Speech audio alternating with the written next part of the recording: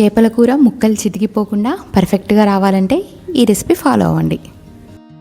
ఈ కర్రీ కోసం కావాల్సిన పదార్థాలన్నీ ముందుగానే రెడీ చేసి పెట్టుకోండి. అవి ఏంటంటే ఒక ఆనియన్, అలాగే కాస్త చింతపండు రసము, ఒక చిన్న నిమ్మకాయ సైజ్ అంతా తీసుకోండి సరిపోతుంది చింతపండు, అలాగే కాస్త కొత్తిమీర, కొద్దిగా అల్లం వెల్లుల్లి పేస్టు, అలాగే ఒక 2 రెమ్మలు పుదీనా, కాస్త కరివేపాకు, ఇవన్నీ రెడీగా పెట్టుకోండి.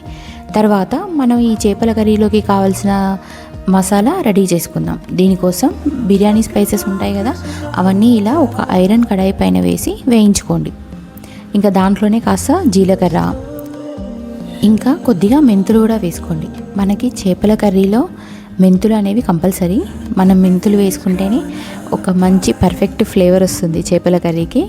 అది మాత్రం అసలు మిస్ అవ్వకండి. మనం తీసుకున్న స్పైసెస్ అన్నీ ఇందాక చూపించినట్టు చిన్న క్లాత్లో మూట కట్టుకోండి. ఇప్పుడు స్టవ్ పైన కడాయి పెట్టి ఆయిల్ వేసుకోండి. వేసుకొని జీలకర్ర, అలాగే మనం సన్నగా కట్ చేసి పెట్టుకున్నటువంటి ఆనియన్ వేసుకోండి. ఇంకా కరివేపాకు, ఇవన్నీ వేసి మంచిగా ఫ్రై చేసుకోండి. అలాగే కాస్త పసుపు, కాస్త ఉప్పు వేసి ఈ ఆనియన్ మంచిగా ఫ్రై అయ్యే వరకు వేయించుకోండి. ఈ ఆనియన్ అంతా మంచిగా ఫ్రై అయ్యాక అప్పుడు మనం రెడీ చేసి పెట్టుకున్నటువంటి అల్లం వెల్లుల్లి పేస్ట్ వేసుకోండి. ముందుగానే వేస్తే అడుగంటిపోతుంది కాబట్టి కాస్త ఆనియన్ ఫ్రై అయ్యాక అల్లం వెల్లుల్లి పేస్ట్ వేసుకోవాలి. ఇంకా దీంట్లోనే కాస్త పుదీనా కూడా వేసుకోండి. ఇదంతా ఫ్రై చేసుకోండి మంచిగా. ఇలా ఫ్రై అయ్యాక మనం నీట్గా వాష్ చేసి పెట్టుకున్నటువంటి చేప ముక్కలు యాడ్ చేసుకోండి. ఈ చేప ముక్కలు పులుసులో అయినా వేసుకోవచ్చు, లేదంటే ఇలా పోపులో కూడా వేసుకోవచ్చు. ఇప్పుడు నేను ప్రిపేర్ చేసేది అయితే కొర్రమీన చేపలు కాబట్టి ఇవి మనం డైరెక్ట్ ఆయిల్లో కాసేపు ఫ్రై చేసుకోవచ్చు, ముక్కలేమి చిరిగిపోవు. అదే మనం పోత చేపలు అంటారు కదా, బొచ్చలు, రవ్వలు అంటారు కదా, ఇవైతే మనం డైరెక్ట్ పులుసులో వేసుకుంటేనే బాగుంటుంది. మనం ఇలా ఫ్రై చేసుకుంటే ముక్కలు పోపులోనే చిరిగిపోతాయి. ముక్కలు చిరిగిపోకుండా ఇలా ప్యాన్తో ఇలా అడ్జస్ట్ చేసుకోండి, మనం గరిటెతో కలపకుండా. అప్పుడు ముక్కలు మంచిగా ఉంటాయి చితకకుండా.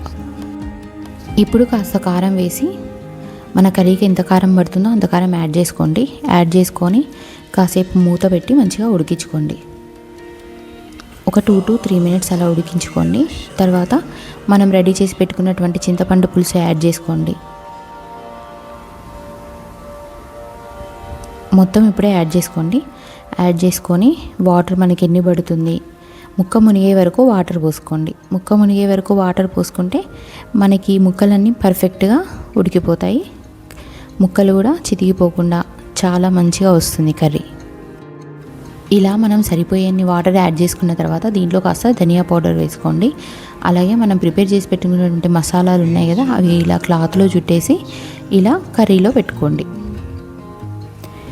ఇప్పుడు ఈ మసాలా ఫ్లేవర్ అంతా కర్రీలోకి వచ్చేస్తుంది, కర్రీ బాగుంటుంది. అదే మనం డైరెక్ట్గా స్పైసెస్ అన్ని కర్రీలో వేసామనుకోండి, పోపులో వేస్తే మనం తినేటప్పుడు అవి నోటికి తగిలాయి అనుకోండి, చాలామందికి నచ్చదు, నాకు కూడా నచ్చదు. అందుకే ఏ నాన్ వెజ్ కర్రీ చేసినా కూడా స్పైసెస్ ఇలా ఒక చిన్న క్లాత్లో, కాటన్ క్లాత్ తీసుకొని దాంట్లో టైట్గా చుట్టేసి ఇలా కర్రీలో వేసుకుంటాను. మీరు కూడా ట్రై చేయండి, ఈ హ్యాక్ తప్పకుండా నచ్చుతుంది. అలాగే మనం ఈ కర్రీలో కొత్తిమీర కూడా స్టెప్ వైజ్ వేసుకోండి. కాసేపు మంచిగా కుక్ అయ్యాక ఒకసారి వేసుకోండి, మళ్ళీ కాసేపు కుక్ అయ్యాక మళ్ళీ ఇంకోసారి వేసుకోండి. అలా అడ్జస్ట్ చేస్తూ వేసుకోండి. కొత్తిమీర కూడా చాలా బాగుంటుంది, కర్రీకి ఒక మంచి ఫ్లేవర్ వస్తుంది, పర్ఫెక్ట్ ఫ్లేవరు. అలా చేసుకోండి, బాగుంటుంది. అలాగే మనం చేపల కర్రీని గరిటె పెట్టి కలపొద్దు, ఇలా మనం ప్యాన్ అడ్జస్ట్ చేస్తూ కలుపుకోండి. అప్పుడు ముక్కలు చితికిపోవు. అదే మనం గరిటె పెట్టి కలిపామనుకోండి, ముక్కలు ఊరికే చితికిపోతాయి. కాబట్టి అలా కలపకుండా ఇలా ప్యాన్తో అడ్జస్ట్ చేసుకుంటూ కలుపుకోండి, ముక్కలు పర్ఫెక్ట్గా వస్తాయి. చూసారు కదా ఎలా ఉడికిందో. ఇంకా ఆయిల్ అంతా పైకి వచ్చేసాక కాస్త కొత్తిమీర పెట్టేసి దింపేసుకోండి. ఇంకా మన పర్ఫెక్ట్ తెలంగాణ స్టైల్ చేపల కర్రీ రెడీ. ఇంకా మన ఛానల్ని కొత్తగా చూస్తున్న వాళ్ళు ఇంకా మరిన్ని రెసిపీస్ కోసం సబ్స్క్రైబ్ చేసుకోండి, లైక్ చేయండి.